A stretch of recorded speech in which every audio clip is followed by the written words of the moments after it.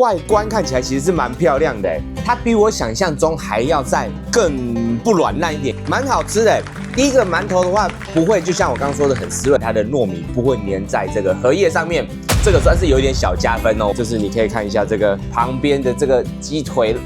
肉都已经爆出来了。炒饭虽然它颜色看起来比较淡，但其实我觉得还蛮好吃的。我觉得主要是因为米糕我觉得太没味道了，所以可能这个分数会比较低。鲜奶油给了到这么多，哇，超级多的。大家好，我是 Jesse。那我们这一期的话，我们要帮大家介绍的是 Seven 这一期新出的新品。那它这一期蛮有趣的是，它不仅有联名一些知名早餐店，像美而美跟富航豆浆，那还有他们这一期主打的是很多商品的巨大化，超饱系列的产品。那我们这期就一一帮大家介绍一下。第一个要帮大家介绍的是 Seven 跟美而美一起联名的一个玉米起司蛋饼，跟美而美联名的就是又是一个把早餐店搬进便利商店的一样产品。对，它打开是这样子。其实我刚刚开的时候觉得，外观看起来其实是蛮漂亮的，对，它就是一个美而美一起联名的一个产品。我们就帮大家试试看看这个玉米起司蛋饼。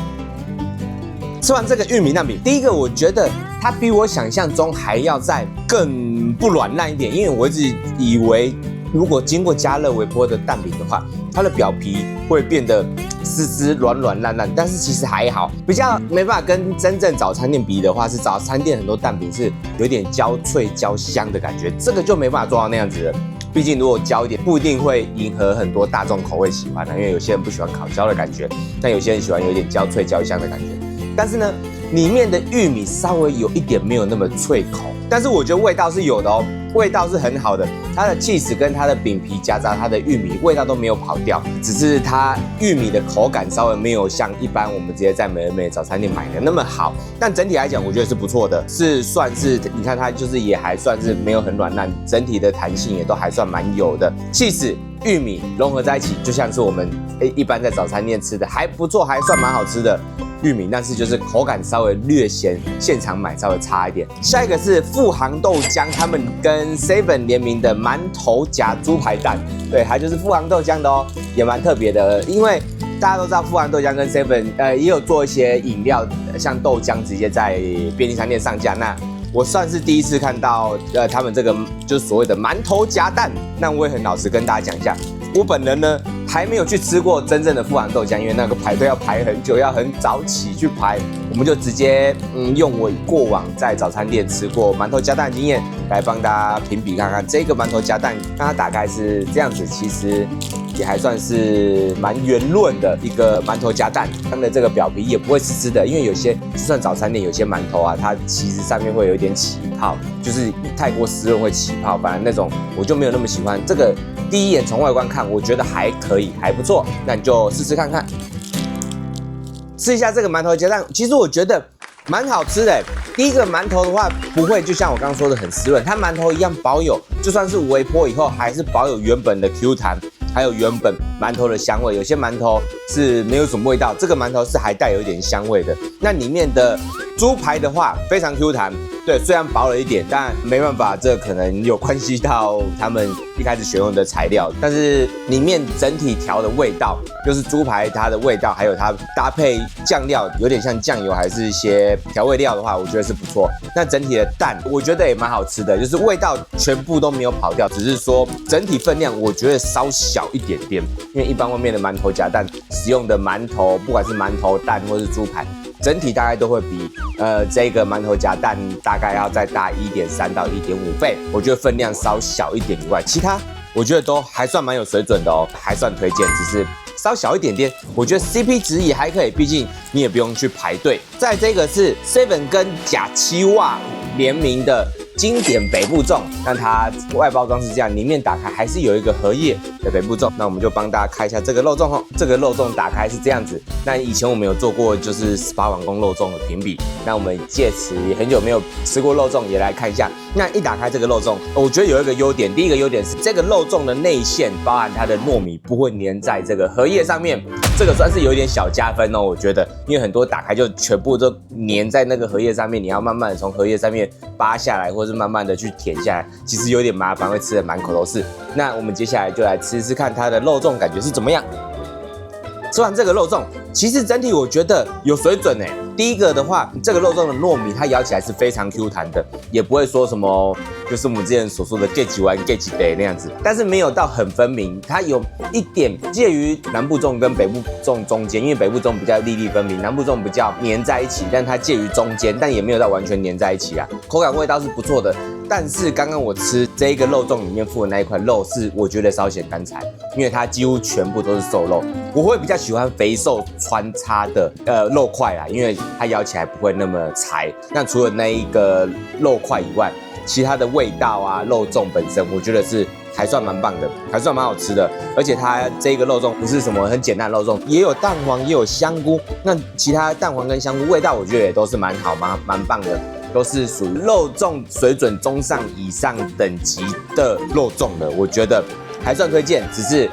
还是老话一句，稍微 size 偏小颗一点点，但这也没办法，毕竟你要在便利商店买到，他们有他们统一的规格。所以大家就可以自己斟酌。那如果是我，还算是蛮推荐的哦。这个肉粽假青蛙的这个肉粽，我觉得是推荐的。接下来就是这一期 Seven 的一些重点，就是所谓的重量级系列。很多人说是因为可能是4月底到5月初出了，就是月底可能 Seven 怕大家饿了，所以就出了很多重量级，就是月底大家可能有时候透支了或干嘛的，对，就是出了很多重量级，让大家比较好过一点。我们就一帮大家开箱一下这些重量级的系列。第一个是重量级的劲辣鸡腿堡，就是普通劲辣鸡腿堡，可能就是小小一个。那这一期的重量鸡腿堡是这样子，这么大一个。对，我们帮大家打开来看一下，拿出来以后是这样子，就是你可以看一下这个旁边的这个鸡腿肉都已经爆出来了，已经完全超过这个汉堡本身了。我们帮大家试试看看。吃完这个劲辣鸡腿堡，我觉得本身鸡肉不错，然后加上它的味道，其实调得不错。但是可能是这个包装的关系，我也不知道是不是这个店员还是怎样。因为之前有吃过类似的便利商店的加热汉堡，那这次它加热的汉堡皮就变得太丝软了，就是太多水蒸气附着在里面，不知道是不是这一次单次的关系啊。所以这个问题的话，可以稍微不一定要列入这一次的考量，因为毕竟可能是这个是个案。对，那如果整体来讲的话，我觉得是不错的。虽然单价的话比一般的劲辣鸡腿堡还高，这个单价好像是79块，对，但是呢，整体的味道还有分量，我觉得是蛮棒的。因为很大的鸡腿肉有时候微波后会变得很干柴，但是它其实还蛮多水分，蛮好吃的，辣味也还算蛮够的，所以基本上我觉得这个还不错，79块的巨大的这个鸡腿堡。那另外一个是重量级的珍宝炸猪排饭，它也是超级大的这个炸猪排饭，它是这样子。那这个猪排饭的话，它看起来的话就是一个普通的这个炒饭，加上上面有一份排骨这样子。那炒饭颜色偏比较淡一点，可能是属于口味稍微比较清淡的。我们帮大家试试看看。炒饭虽然它颜色看起来比较淡，但其实我觉得还蛮好吃的欸。就是它没有太多复杂的调味，它算是蛮单纯的蛋炒饭的调味，但是整体我觉得味道也有，饭的话粒粒分明，味道也不会过咸或怎样。我觉得以这个蛋炒饭，我觉得是蛮合格的。我开始以为是一个很没味道的，就是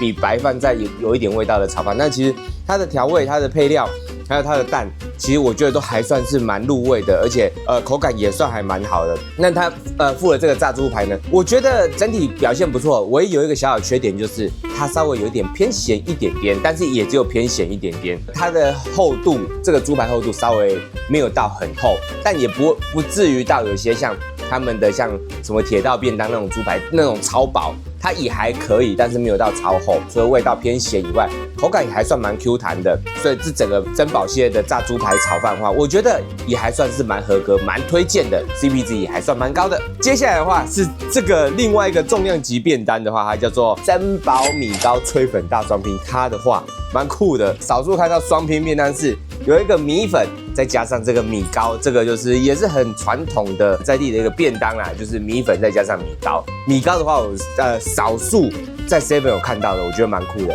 对，我们帮大家先试试看它的这个米粉。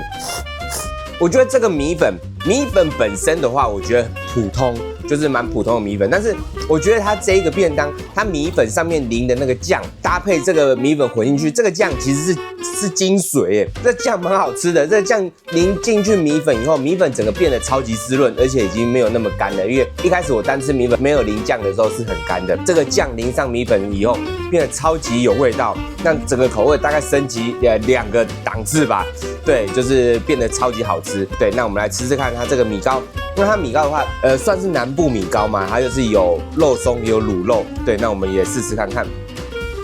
米糕部分，反而我觉得米糕味道稍微比较淡一点点，米粉味道比较好。米糕的话，蛮普通的，蛮没味道的。对，就是米糕的话，它本身应该要有糯米香啊，或者是卤肉香，但它基本上我觉得一个蛮没味道的米糕，口感我觉得还可以，口感是好的，但是味道我觉得是蛮不够的。但整体便当我觉得中等，大家可以自己斟酌。我觉得主要是因为米糕我觉得太没味道了，所以可能这个分数会比较低。如果只单纯米粉或者米糕，如果再更好的话，它整体分数会更高。接下来是另外一个重量级的巨大巧克力双馅蛋糕卷，它就是一个巨大巧克力双馅蛋糕卷，它打开是这样子，就是一个巧克力蛋糕。那我们就帮大家试试看看这个巨大巧克力双馅蛋糕卷，它可能就是有巧克力酱跟奶油酱，所以我看到2种颜色的酱，所以它可能就是双馅蛋糕卷。